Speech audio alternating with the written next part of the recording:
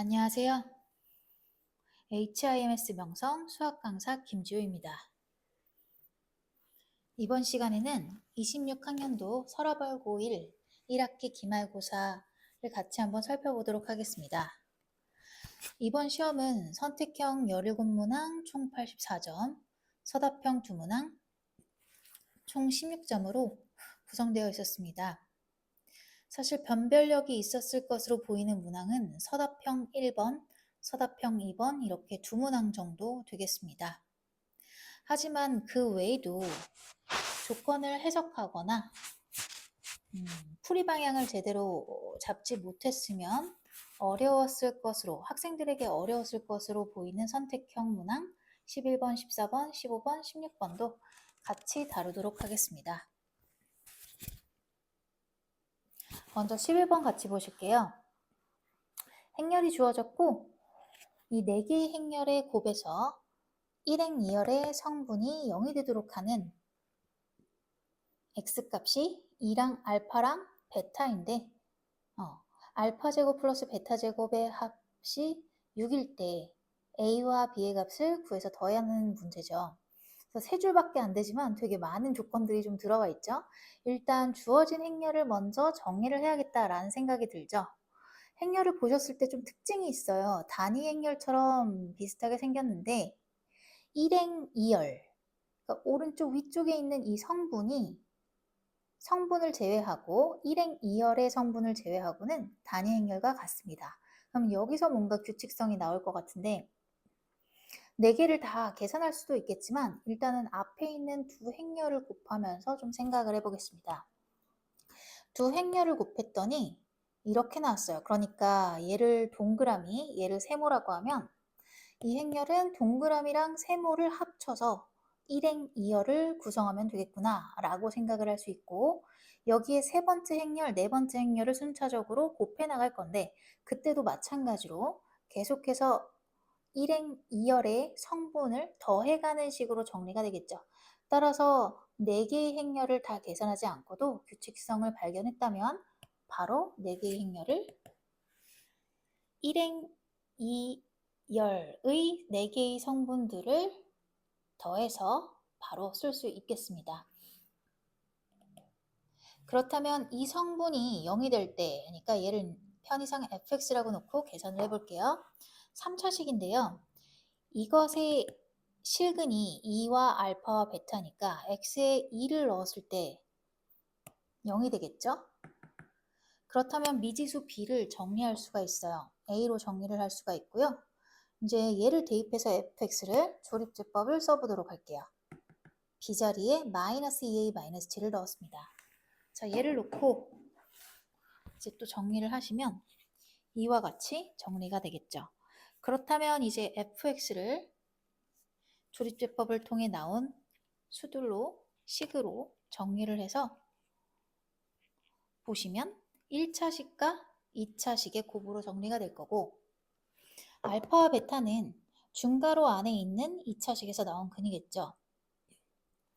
근과 계수의 관계를 적용해서 두 근의 합과 곱을 구하고 제곱의 합 힌트가 있으니까 이것을 이용해서 대입을 해서 정리를 해주시면 a제곱 a 플러스 2의 제곱이 0이 되는 걸 알 수 있고 따라서 a는 마이너스 2일 거고 b의 값도 대입을 하셔서요 구하면 되겠습니다. 자, 그래서 이 문제는 4개의 행렬을 직접 4개의 행렬의 곱을 직접 계산하는 것보다 규칙을 찾아서 바로 더해버릴 수 있으면 좀 시간을 줄이지 않았을까 싶네요. 그럼 다음 문제 가보도록 하겠습니다. 14번 문제인데요. 행렬 A가 있는데 이게 행렬 A죠. 그리고 A랑 C가 아니라 B랑 C의 자리를 바꿔서 놓은 행렬의 곱을 구해달래요. 박스 안의 조건을 만족해야 되고요. 그리고 가로 안에 보니까 이 조건도 있네요. 그럼 일단 박스 안에 있는 조건을 좀 정리를 해볼게요. 복소수가 분수로 표현된 이 복소수가 i와 같다라고 했는데 그럼 양변에 ci 플러스 d를 곱해서 정리하면 이와 같겠죠. 그럼 실수 부분과 허수 부분을 구별해서 정리를 하면 B는 마이너스 C, A는 D와 같다가 되겠습니다. 그러면 이제 우리가 구하고자 하는 값들을 좀 찾아봐야 되는데 조건이 하나 더 있었죠. 가로 안에 있었던 거. 이 조건을 먼저 정리할 건데 B에 마이너스 C, 그러니까 C에 마이너스 B를 넣고요. D에 A를 넣어서 정리하면 주어진 조건은 A제곱 플러스 B제곱이 될 거고 그 값이 1이 되겠네요. 그러면 우리가 구해야 되는 값으로 가서 두 행렬의 곱을 정리해보면 이와 같죠. 그러면 얘는 1이 될 건데 나머지는 좀 정리할 필요가 있겠어요? 그런데 C는 마이너스 B니까 이 자리에 B제곱을 넣어도 되고 D는 A니까 A제곱을 넣어도 돼서 이것과 같겠죠. 그럼 둘 다 1이 되겠죠? 그러면 얘만 찾아주시면 되는데 AC 더하기 BD를 찾아야겠죠? 일단 C제곱 더하기 D제곱이 1인 걸 찾았고 AC 더하기 BD는 C 자리에는 마이너스 B, D 자리에는 A를 넣어주면 둘이 소거가 돼서 0이 됩니다. 따라서 0이 되겠죠. 단위 행렬이 되겠네요.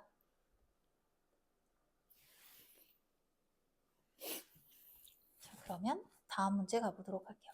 이 문제는 이번 시험에서 뭐 크게 변별력이 있었다 라고 말씀드릴 수는 없겠지만 그래도 이제 처음에 이 조건이 주어졌을 때 좀 당황을 하면은 어떻게 접근할지 생각을 하면서 좀 시간을 많이 쓰지 않았을까 싶어서 학생들의 입장에서 최대한 좀 어렵다고 느꼈을 문항들을 추려봤어요. 사실 변별력이 있었던 문항으로 꼽자면 서답형 1번과 2번밖에 없기 때문에 네, 이 문제도 한번 넣어봤습니다. 그럼 다음 문항으로 가볼게요.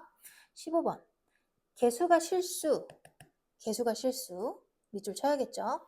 최고창의 개수가 2인 4차식 fx가 다음 조건을 만족한대요. 그리고 또 힌트가 하나 더 있어요. 여기서 이제 박스 조건도 있지만 힌트가 fx가 0이라고 했을 때 허근 i와 실근이 자 허근이 나왔어요.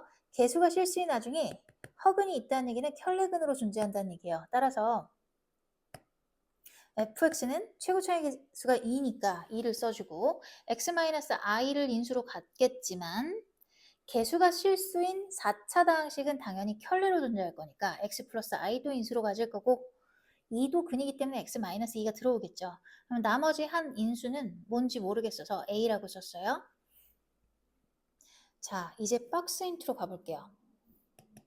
여러분들 이거 보시자마자 fx가 4차식이니까 개수가 대칭이 4차식이 되겠구나 라는 생각을 하시면 좋겠는데 못하시는 친구도 있었을 것 같아서 좀 더 자세히 풀어서 설명을 해드릴게요. 얘를 보자마자 박스 내용이 이거죠. x가 0이 아닐 때 이 조건을 만족시킨다.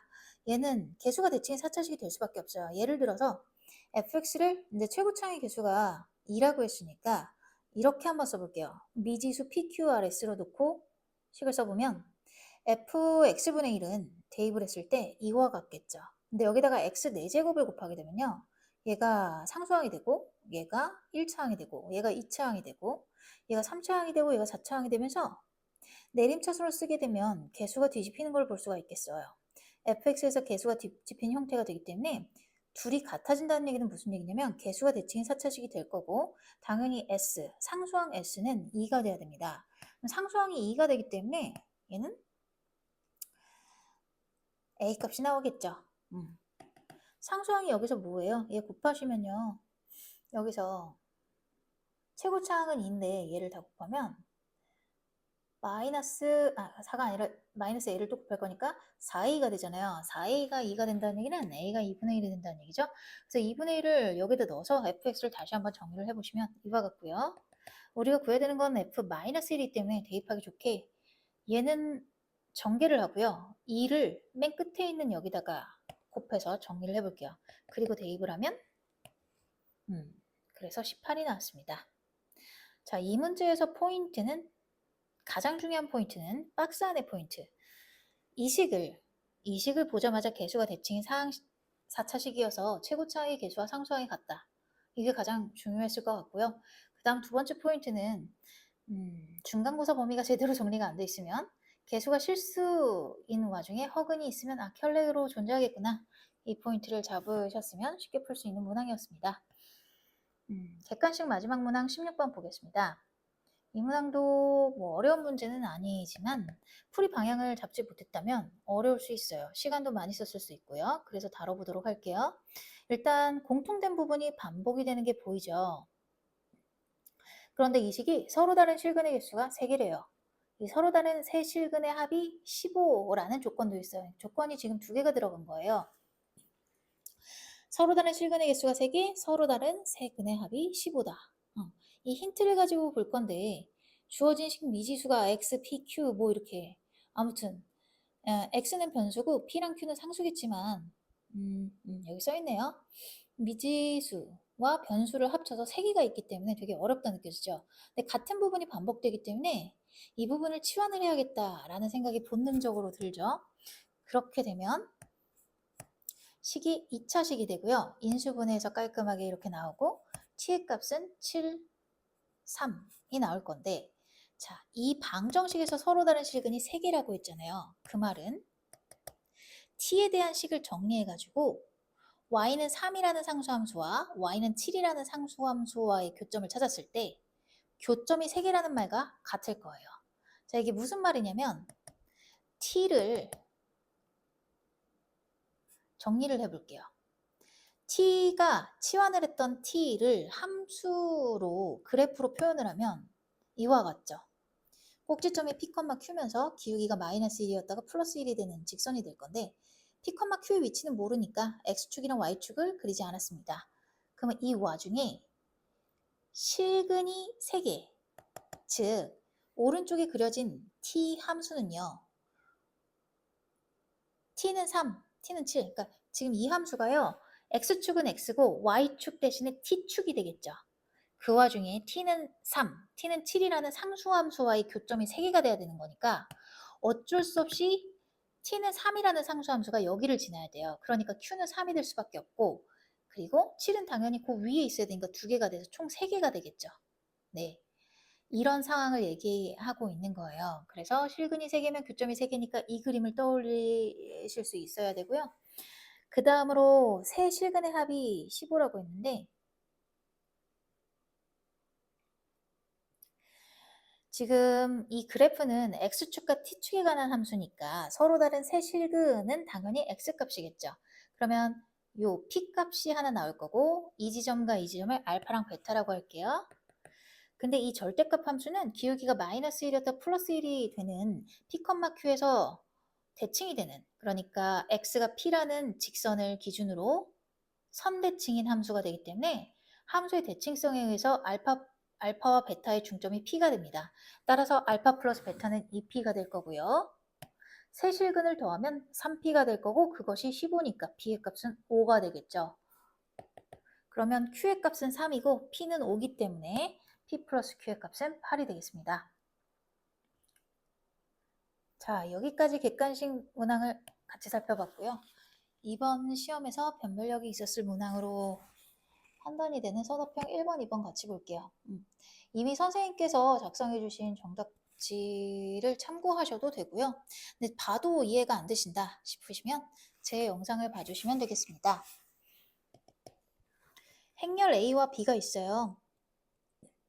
A, B, C, D 순서로 배열되어 있고 행렬 A의 1,1 성분 A1이죠. 행렬 B의 1,2 성분 1행 2열 B2 이 둘의 합을 구해달래요. 얘와 얘를 더해달래요. 두 조건이 있는데요. 가조건을 봤더니 이런 조건이 나와요.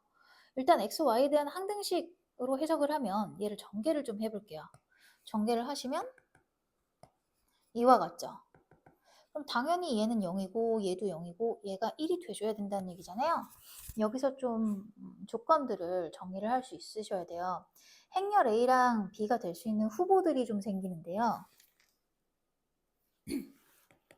A랑 C의 위치가 여기죠. 1열에 있는 두수, B, D는 2열에 있는 두수들이에요. 어쨌든 둘을 곱해서 0이 나온다는 얘기는 A랑 C 중에 한 놈이 0, B랑 D 중에 한 놈이 0이어야 된다는 얘기예요. 적어도 하나는 0이 돼야겠죠. 둘 다 0일 수도 있겠지만 어쨌든 최소로 들어간다면 0이 최소로 들어간다면 AC 중에 적어도 하나, BD 중에 적어도 하나가 들어가기 때문에 행렬 AB로 생각할 수 있는 모습은요. 0이 요 위치에 들어가거나 아니면 0의 위치가 일행에 여기랑 여기 또는 0의 위치가 여기랑 여기 들어가는 총 4가지가 되는데요. 그 4가지 중에서 이 2가지 형태만 쓴 이유는 이 조건 때문에 그렇습니다. AD 곱하기 BC의 합이 1이 돼야 되는데 만약 일행의 모든 성분이 0이라면 AD와 BC가 각각 0이기 때문에 1이 나올 수가 없어요. 마찬가지로 이행의 모든 성분, 이 지점과 이 지점이 둘 다 0이었다면 AD와 BC는 모두 0이 되기 때문에 1이 나올 수가 없어서 4개 중에 2개는 제외를 하고 이 2가지만 살펴볼게요.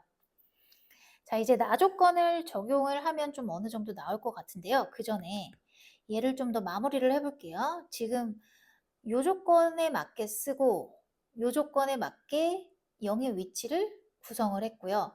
나머지 부분들을 채우셔야 되는데 잘 보시면 AD 플러스 BC가 1이니까 AD가 이거죠. AD는 당연히 0인데 B 곱하기 C가 1이 된다는 얘기죠. 여기서 봤을 때는요. AD가 1이 되고 B 곱하기 C가 0이 되는 거예요. 그러면 이 자리와 이 자리는 곱해서 1, 이 자리와 이 자리도 곱해서 1이니까 여기를 K라고 하면 이쪽은 K분의 1, 여기를 K라고 하면 여기는 K분의 1 이런 형태가 될 수밖에 없습니다. 행렬 AB는 이 2가지 형태 중에 하나가 될 수밖에 없는데요. 이제 나 조건으로 가볼게요. 나 조건을 한번 그대로 써볼 거예요. 행렬 A랑 B는 모릅니다. 지금 나 조건 그대로 가져왔어요. 행렬 A랑 B는 이 2가지 형태 중에 하나가 들어갈 건데 이 첫 번째 A 행렬 조건을 보면 오른쪽에 성분이 0인 거 보이죠? 얘를 가지고 풀면 될 것 같아요. B도 마찬가지로 오른쪽에 성분이 0인 거를 기준으로 생각을 해보면 될 것 같은데 자, 0인 놈 때문에 보세요. 0이라면 1행 2열이니까 이 0의 위치가 1행 1행 1열이죠. 1행 1열이니까 이렇게 곱해줘야 되는데 A 자리에 들어가는 게 2가지 중에 하나잖아요. 근데 얘가 들어간다면 이렇게 곱해서 여기 0이 나올 수가 없죠. 이 K가 들어와야 되죠. 그래서 들어갈 수 있는 게 이 2번째 거. 요것이 A 형태가 될 수밖에 없어요. 그쵸? 자, 그 다음에 B도 이 0을 봤을 때 0은 2행 1열이잖아요. 그러니까 2행 1열의 곱인데 2행 1열인데 여기에 얘가 들어올 수밖에 없는 이유는 얘가 들어갔을 때는 생각해 보세요. 2행 1열이니까 K분의 3이 와야 되는데 0이 올 수 없죠. 그래서 얘가 들어가 주셔야 되고요. 이렇게 되면 2행 1열은 딱 0이 돼서 맞게 되죠. 자, 마지막으로 나머지 성분 1이랑 3을 이용해서 K값을 구하면 될 것 같아요. 행렬 A는 1이 나오기 위해서는 1이라는 성분은 2행 1열이니까 2행 1열이거든요. 2분의 K가 1이 된다는 얘기예요. 그러면 K는 당연히 2가 될 수밖에 없고요. 여기서 3성분을 봤을 때 이 3이라는 성분은 1행 1열이니까 1행 1열, 1행 1열이니까 3K가 3이 돼야 돼서 K는 1이 될 수밖에 없을 거고 K값을 각각 대입해서 행렬 A와 B를 완성하면 이와 같겠죠? 그러면 A1 성분이 2, B2가 여기였죠? 얘가 1 해서 둘이 더하면 3이 되겠습니다. 자, 이미 서류평 1번, 2번은 학교에서 준 정답지에 잘 나와 있어요. 근데 그것도 이해가 잘 안 되시는 학생도 있을 수 있죠. 그럼 선생님 영상을 봐주시면 되는데 그 내용과 다르지 않아요. 자, 그럼 서답형 2번 보도록 할게요. 서답형 2번은 일단 2차 함수 나왔을 때 자주 보는 함수죠. 그래서 문제를 많이 풀어보았던 친구들은 좀 친근한 표현이었을 것 같은데 어쨌든 여기서 gx를 fx로 정의를 먼저 해야겠죠. 그러면 gx는 fx가 0보다 작거나 같으면 얘가 마이너스 fx가 돼서 나올 거니까 0이 되겠죠. 그리고 fx가 0보다 크다면 플러스 fx가 될 거니까 2분의 2 fx가 돼서 fx가 됩니다. 자, 그럼 이 조건들을 좀 더 구체적으로 써볼게요. 그리고 우리가 최종적으로는 이 식을 파악을 해야 되기 때문에 gk라고 x 대신에 k를 넣어서 바로 써볼게요. 그러면 fk는 k 곱하기 k-2가 될 거고요. 이 fk가 0보다 작거나 같다 라는 말은 뭐가 되겠어요? 이 사이 범위가 될 거고 0보다 큰 건 k가 0보다 작거나 k가 2보다 크다가 되겠죠. 그래서 이렇게 파악을 하시면 되고 각각의 범위에 따라서 이 함수를 해석해 보면 되겠습니다. 자, 그러면 gk 자리에다가 넣는 gk가 달라지는데요. 이 범위에서는요. 0에서부터 2 사이의 범위에서는 어떻게 될지 먼저 살펴볼게요. 이렇게 두 가지로 나눠서 살펴보면 얘가 0이 되니까 이것만 남죠. 그러면 얘를 만족해야 되는데 이 부분이 0이 아니라면 좌변에 있는 부등호의 좌측에 있는 이 식은 상수함수 1이 돼서 항상 성립해요. 0이 된다면. 근데 0이 아니라면 0이 아니면 얘는 직선이 되기 때문에 얘를 만족할 수 없어요. 모든 실수 x에 대해서 만족할 수 없죠. 그래서 이 부등식의 왼쪽에 있는 식은 상수함수가 돼야 돼요. 직선이 되면 안 돼요. 그러면 얘가 0이 돼야 된다는 얘기고 따라서 k값은 0이거나 2가 되겠죠. 다음 범위로 가서 봅시다.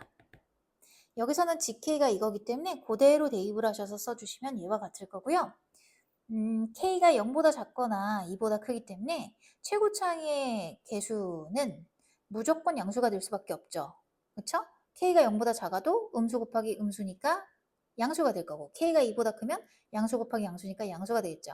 그러면 이 전체적으로 봤을 때 이 2차 함수는 아래로 볼록한 함수가 될 건데 0보다 크거나 같으려면 당연히 판별식 d가 0보다 작거나 같아야 돼요. 그럼 판별식 d로 들어가 보겠습니다. b-제곱 마이너스 ac 해서 보면 공통인수 보이시죠? k 곱하기 k-2로 묶으면 이렇게 정리가 됩니다. 자, 얘는 앞에서도 말씀드렸다시피 0보다 크기 때문에 논외로 하고요. 얘만 파악하시면 되겠습니다. 이 k에 대한 2차식이 0보다 작거나 같아야 되는데요. 인수분해가 안 되죠? 근해 공식 써서 구하시면 이 범위가 나오고요. 자, 근데 여기서 주어진 범위가 있었죠. 이것과 이것의 공통 범위를 잡으면 얘와 같습니다. 그럼 최종적으로 우리는 이 두 가지의 범위를 합쳐야 되니까 얘가 되겠죠.